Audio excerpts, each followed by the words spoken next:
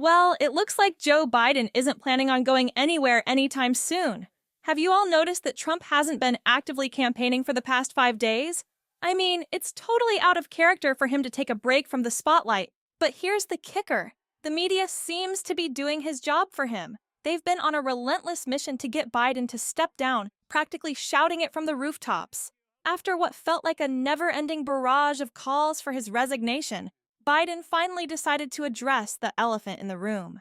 He's been unusually quiet while the media amps up the pressure, almost like he's waiting for them to tire themselves out. But no, he's finally spoken up. And let's be real, the anticipation was almost too much to bear. Here's what our dear president had to say in response to the unrelenting push from the media. Folks, let me be clear. I'm the Democratic Party's nominee.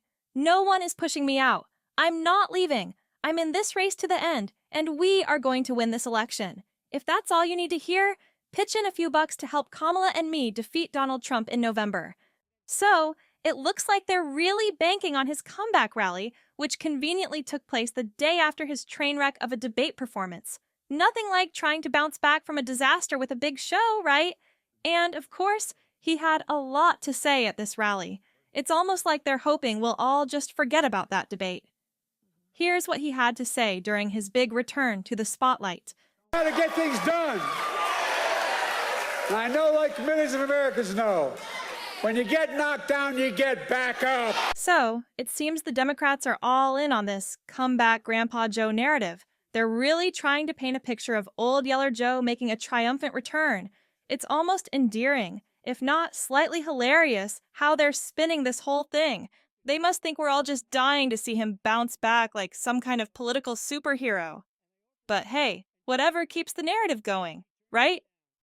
Get up and remember, this is the United States of America. There's nothing we've been unable to do. All right, setting aside the internal signals from the Democrats, it looks like Joe Biden isn't going anywhere.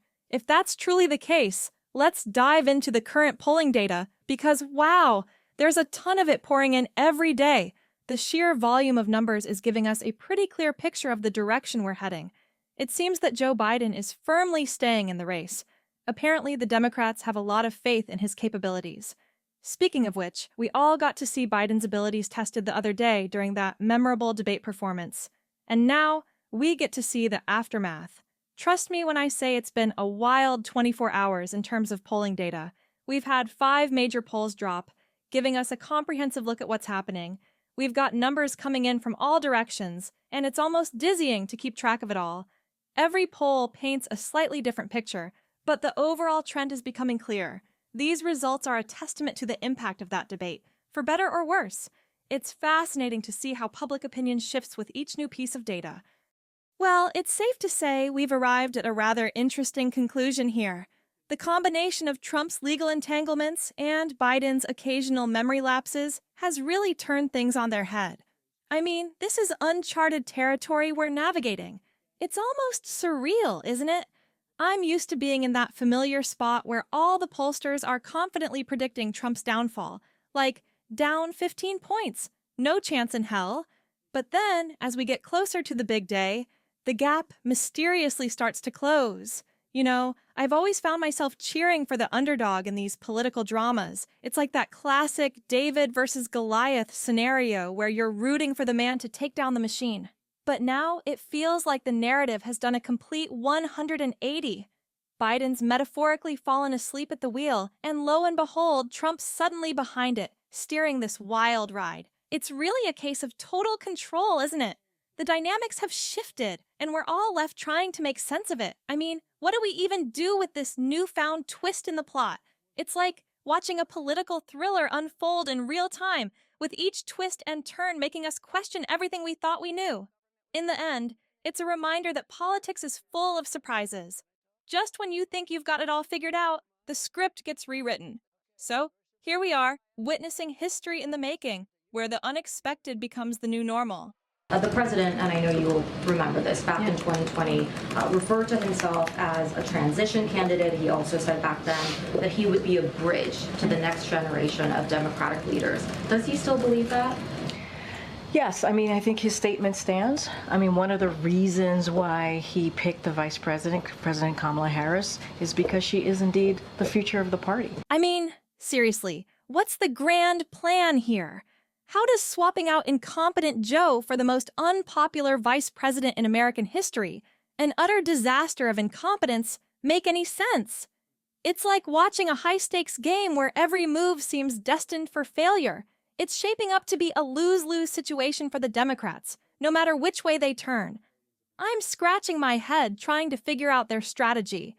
Are they aiming for some kind of reverse psychology maneuver?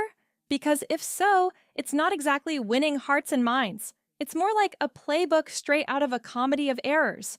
At this point, it feels like they're stuck between a rock and a hard place. Whatever they decide to do, it seems like it's bound to be a mess. It's one of those situations where every option on the table just looks like a giant pile of, well, you know, I'm not sure what the Democrats are going to pull out of their hat next, but right now, it seems like they're caught in a tangled web of their own making. It's a political puzzle where the pieces just don't seem to fit, and the more you try to solve it, the more confusing it gets. What I'm going to do is fix the tax system. For example, we have 1,000 trillionaires in America. Billionaires in America. And what's happening? They're in a situation where they, in fact, pay 8.2% in taxes. If they just paid 24%, 25%, either one of those numbers, they'd raise $500 million, billion dollars, I should say. I mean, seriously, does that sound like someone who's mentally all there? Which one is it, Joe? 1,000 trillionaires or billionaires? Should they be paying 24% or 25% in taxes? It's like watching a game show where the contestant keeps fumbling every question. From the 3 simple numbers he was supposed to nail, he manages to mess up every single one, every time. And did you see Trump's face? You could practically see the gears turning in his head, probably thinking, this guy's just handing me the presidency on a silver platter. It's downright mind-boggling. The whole situation is just off the charts. You've got one side stumbling through basic arithmetic while the other side is grinning like they've already won the lottery. It's like a scene out of a political satire, except it's real life. I don't know about you, but it feels like we're witnessing a reality TV show gone awry. The drama, the gaffes, the sheer unpredictability. It's enough to make your head spin. And, amidst it all, we're left wondering, is this really happening? In the end, it's a spectacle that leaves us questioning the state of things. Who knows what's next in this roller coaster ride of an election season? In a 10-year period, we'd be able to wipe out his debt. We'd be able to help make sure that all those things we need to do, child care, elder care, making sure that we continue to strengthen our health care system, making sure that we're able to make every single solitary person eligible for what I've been able to do with the COVID, with dealing with everything we have to do with, look, if we finally beat Medicare. Thank you, President Biden. President Trump? Well, he's right. He did beat Medicare. He beat it to death, and he's destroying Medicare